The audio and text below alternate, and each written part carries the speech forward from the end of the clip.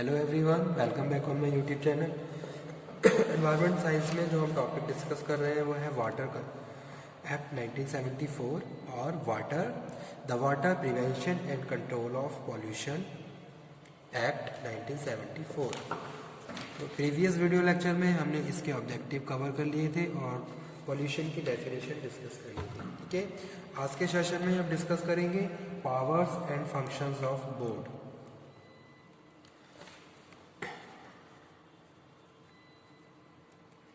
Powers and functions of board, यानी कि इस एक्ट के अकॉर्डिंग जो बोर्ड एस्टेब्लिश किया गया है उनकी क्या पावर्स होती हैं और क्या उनके फंक्शंस होते हैं, ये हम आज के सेशन में डिस्कस करेंगे।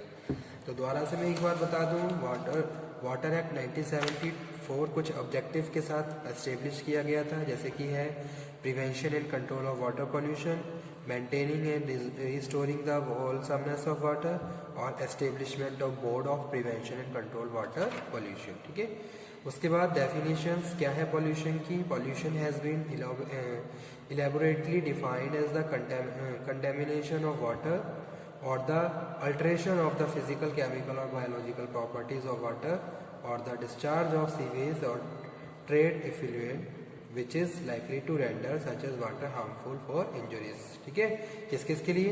पब्लिक हेल्थ के लिए और सेफ्टी के लिए हार्मफुल है, डोमेस्टिक, कमर्शियल, इंडस्ट्रियल, एग्रीकल्चर और अदर यूजेस के लिए हार्मफुल है, और life and health of plant, animals और एक्वेटिक ऑर्गेनिज्म, इन सब के लिए क्या है, ये हार्मफुल है। ठीक है, उसके बाद powers of function of boards, क्या क्या पावर होती है, क्या क्या फंक्शंस होते हैं। तो फर्स्ट वन यहाँ पे फर्स्ट पॉइंट है constitution of central board. Constitution of central board. ठीक है, पावर ऑफ फंक्शन में फर्स्ट पॉइंट है constitution of central board. According to section 3 central board shall consist the following members. First है a full time chairman to be nominated by the central government having knowledge और practical experience in matters related to the environmental protection और having knowledge and experience in administration of institution dealing with such matters. Okay, तो यानी कि constitution of central board में हम बात कर रहे हैं कि भी कुछ अथॉरिटीज हैं जो सेक्शन 3 के हिसाब से डिस्कस कर रहे हैं, यानी कि section 3, according to section 3 central board consist some members. कौन कौन से? एक फुल टाइम चेयरमैन होता है, उसके बाद not more than 5 official nominated by central government. 5 official nominated होते हैं जो सेंट्रल गवर्नमेंट के द्वारा अपॉइंट किए जाते हैं। Not more than 5 persons nominated by central government from among us the member of state board. After that not more than 3 non-official nominated by government, 2 persons nominated by the government to represent the companies or corporations owned by the central government। ठीक है, यानी कि 2 person nominate किए जाते हैं by the government जो represent करते हैं कंपनीज और कॉरपोरेशंस को। और लास्ट है 1 full time member secretary appointed by the central government having knowledge and experience of scientific, engineering और management aspect of pollution control. ठीक है, जिसको इन सब चीज़ों की प्रॉपर नॉलेज हो। तो इन सब को मिलके एक बोर्ड एस्टेब्लिश किया जाता है, जो हम बात कर रहे हैं कॉन्स्टिट्यूशन ऑफ सेंट्रल बोर्ड, यानी कि चेयरमैन, कुछ यानी कि कुछ स्टेट मेंबर्स, सेंट्रल मेंबर्स और member secretary, 2 member nominated by the government जो कंपनीज को रिप्रेजेंट करते हैं। ठीक है, तो ये सब मिलके कॉन्स्टिट्यूशन ऑफ सेंट्रल बोर्ड बनता है, जो कि सेक्शन 3 का पार्ट है। उसके बाद स्टूडेंट नेक्स्ट पॉइंट है जो कि है कॉन्स्टिट्यूशन ऑफ स्टेट बोर्ड। तो यहाँ पे मैं लिख देता हूँ कॉन्स्टिट्यूशन ऑफ सेंट्रल बोर्ड में कितने मेंबर्स आते हैं, यानी कि पहला है अ फुल टाइम चेयरमैन, एक सबसे पहले चेयरमैन होता है। ठीक है, और 1 full time member secretary,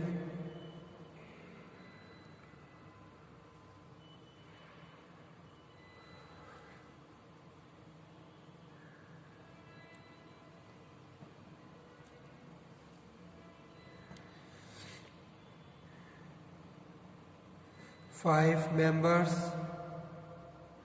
bye state government appoint किए जाते हैं।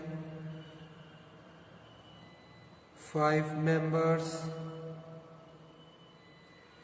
बाय सेंट्रल गवर्नमेंट अपॉइंट किए जाते हैं।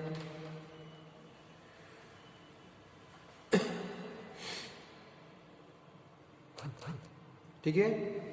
एंड 3 मेंबर्स रिप्रेजेंट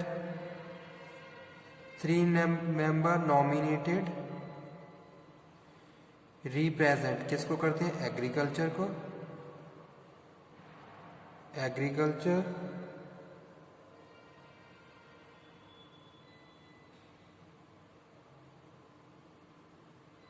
फिशरी और एग्रीकल्चर ट्रेड एटसेट्रा। और वह एक क्या होता है? 1 फुल टाइम मेंबर सेक्रेटरी, तो मैंने यहाँ पे लिख दिया है। और 2 पर्सन नॉमिनेटेड जो रिप्रेजेंट करते हैं कंपनीज और कॉरपोरेशंस को। ठीक है। तो ये सारी क्या है? ये कॉन्स्टिट्यूशन ऑफ सेंट्रल बोर्ड का पार्ट है। उसके बाद सेकंड पॉइंट है constitution of state board. Constitution of state board section under section 4, ये सेक्शन 3 आता है, सेक्शन 3 का पार्ट है। सेक्शन 4 में हम बात कर रहे हैं किसकी? Constitution of state board. Constitution of state boards under section 4, state pollution control board में B constituted having same constitution as the central board, यानी कि ठीक है सेम कॉन्स्टिट्यूशन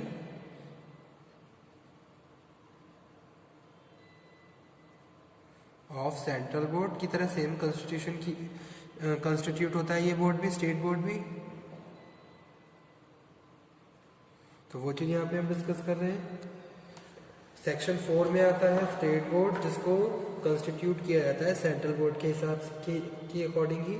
जैसे सेंट्रल बोर्ड में एक फुल टाइम चेयरमैन होता है, ऐसे ही स्टेट बोर्ड में होता है। और जितने अलग और मेंबर होते हैं सेम उसी तरीके से स्टेट बोर्ड में भी होते हैं।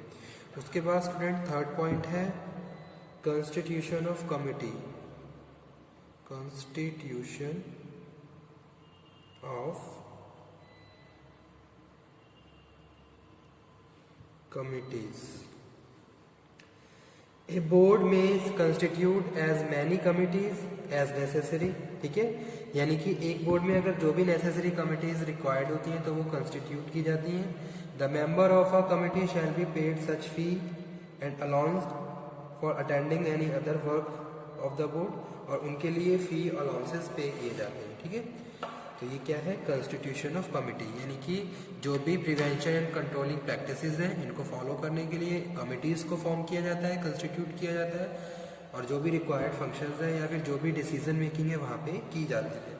तो वही चीज़ यहाँ पे हम डिस्कस कर रहे हैं, constitution of committees. A board में be constitute as many committees as necessary. Fourth number पे हम डिस्कस कर रहे हैं student Constitution of joint boards. Constitution of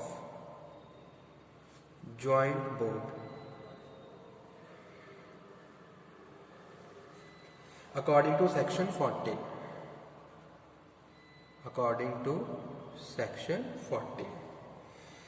Under agreement between two or more contiguous states, joint board में be constituted for those states by the central और state government. ठीक है, तो ये भी एक प्रोविजन है water prevention and control act में, कॉन्स्टिट्यूशन ऑफ ज्वाइंट बोर्ड। यहाँ पे हम बात कर रहे हैं कि भी जो ज्वाइंट बोर्ड है ये सेक्शन 14 का पार्ट है।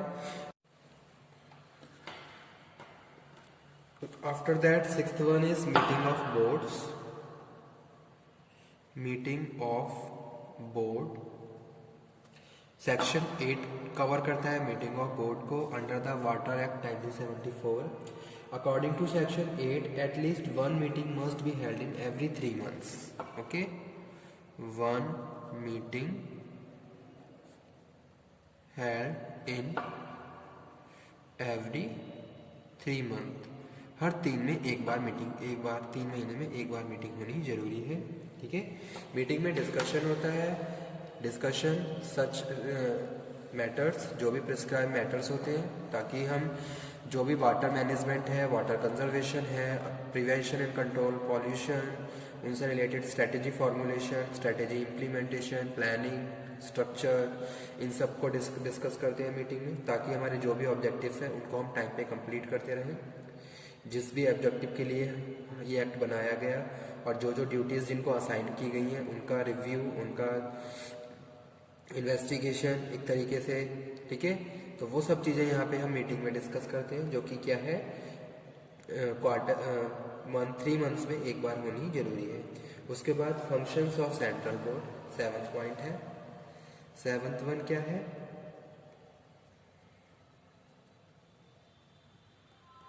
Functions of central board according to section 16A। Following are the function of central board. Central board के कौन कौन से फंक्शंस होते हैं regarding the pollution, the water act 1974। First one है to promote cleanliness of streams and wells in different area of states, यानी कि अलग अलग एरिया में जितने भी झरने हैं, यानी कि वाटर रिजर्व हैं, जितने भी वाटर बॉडीज हैं, उनकी सफाई पर ध्यान दिया जाना चाहिए। ठीक है, तो जो भी अप्रोप्रिएट गवर्नमेंट है वो ये ध्यान दे कि भाई जहाँ जहाँ पानी स्टोर हो रहा है वहाँ पानी पॉल्यूट ना हो। ठीक है, उसकी सफाई, साफ सफाई का विशेष ध्यान देना चाहिए। तो वही चीज़ पहला फंक्शन है to promote cleanliness of streams and wells in different area of the state. Second one, to advise the central government on matters concerning the prevention and control of the water pollution. अगर आपके state में इस तरीके की कोई भी practice हो रही है जो पॉल्यूशन से रिगार्डिंग है और आपके लिए उसके लिए कोई भी प्रिवेंटिव एक्शन लेना चाहते हो, या कोई भी आपके पास बेस्ट डिसीजंस हैं, आइडियाज़ हैं, देन वो सारी चीज़ें आपको स्टेट गवर्नमेंट, सेंट्रल गवर्नमेंट को कन्वे करनी होंगी। तो वो सेकेंड फंक्शन है सेंट्रल बोर्ड का, to advise the central government on matters, और इन मैटर्स पे भी सेंट्रल गवर्नमेंट ध्यान देगी और आपको प्रिस्क्राइब जो भी एक्शंस हैं वो आपको असाइन किए जाएंगे। थर्ड है to coordinate the actions of the state board and resolve dispute among them. ठीक है, यानी कि जो भी बोर्ड है मिलके काम करे, कोऑर्डिनेशन के साथ काम करे, ताकि जो भी डिस्प्यूट्स हैं, जो भी प्रॉब्लम्स हैं, उनको टाइम पे सॉर्ट आउट किया जा सके। नेक्स्ट फंक्शन है to provide technical assistance. Technical assistance आपको प्रोवाइड किया, जैसे कि आज के टाइम में बहुत सारी टेक्नोलॉजी डेवलप हो चुकी है, तो टेक्निकल चीज़ों को यूज़ करके हम अपने वाटर को पोल्यूट होने से बचा सकते हैं, उसको प्रॉपर्ली कंजर्व मैनेज कर सकते हैं। सो यही फंक्शन है टू प्रोवाइड टेक्निकल असिस्टेंस, यानी कि आज के टाइम में बहुत सारी ऐसी चीज़ें हैं, टेक्निकली हम बहुत ज़्यादा स्ट्रांग हो गए हैं, यानी कि जो भी सर्विसेज है टेक्निकली हम प्रोवाइड करवा सकते हैं और उनको यूज़ करके सब जो भी बैलेंस है उसको बना सकते हैं। And guidance to the state board to carry the research, prevention, control water pollution problems. ठीक है, एक तरीके से रिसर्च भी की जाए, उन पर ध्यान दिया जाए और उनसे रिलेटेड जो भी प्रिवेंशन व कंट्रोल एक्शन है वो भी लिए जाए। नेक्स्ट वन है to organise training of the person के लिए ट्रेनिंग ऑर्गेनाइज किया जाए, ताकि वो इस तरीके की प्रैक्टिसेस के लिए अपने आप को अच्छे तरीके से रेडी कर सकें, अपनी नॉलेज, अपने आप को अवेयर कर सकें, नॉलेज को और ज़्यादा अपडेट कर सकें और प्रिवेंटिव एक्शंस ले सकें। A lay down standard stream, एक स्टैंडर्ड आपको सेट करना चाहिए। To organise comprehensive programme for pollution control through mass media, यानी कि मास मीडिया के थ्रू आप इस तरीके से कोई प्रोग्राम अरेंज करें ताकि लोगों को आप अवेयर कर सकें। To prepare manual codes, guides for treatment and disposal of sewage trade, इन सब चीज़ों पे आपको प्रॉपर ध्यान देना चाहिए कि कोई जो भी सीवेज है इसका कहाँ ड्रेनेज हो रहा है, किस तरीके से ये शहर से बाहर जा रहे हैं।